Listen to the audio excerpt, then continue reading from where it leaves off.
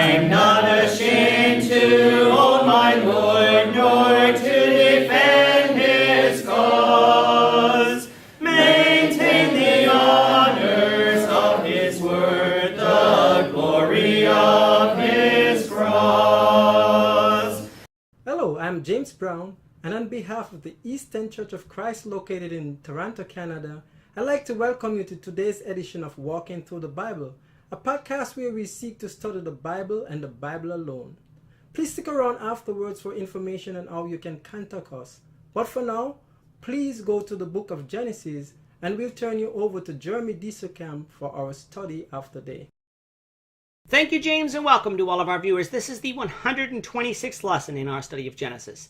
In the last episode of this series, which was published on March 24th, 2018, we covered Genesis chapter 36, verses 31 to 43, discussing the kings of Edom before Israel became a great nation.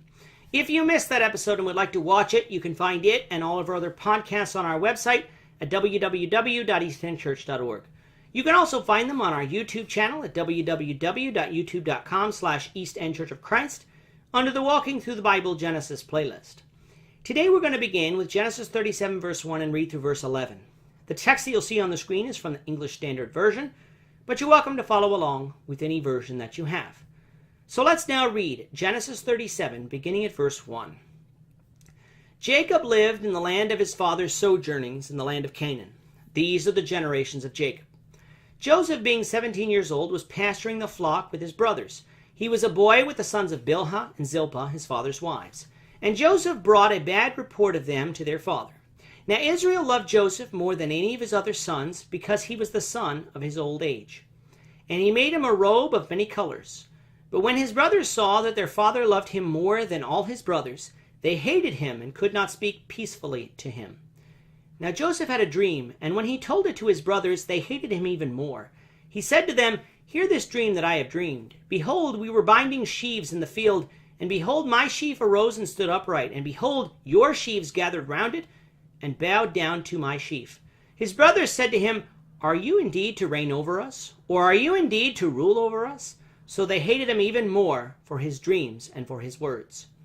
Then he dreamed another dream and told it to his brothers and said, "Behold, I have dreamed another dream. Behold, the sun, the moon, and 11 stars were bowing down to me." But when he told it to his father and to his brothers, his father rebuked him and said to him, "What is this dream that you have dreamed? Shall I and your mother and your brothers indeed come to bow ourselves to the ground before you?" And his brothers were jealous of him, but his father kept the saying in mind. Following the pattern that we have been following throughout this book, verse 1 and the beginning of verse 2 marks the end of Jacob's record. The way we've always determined who the next record is by finding the next Toledoth. The problem is that there isn't one.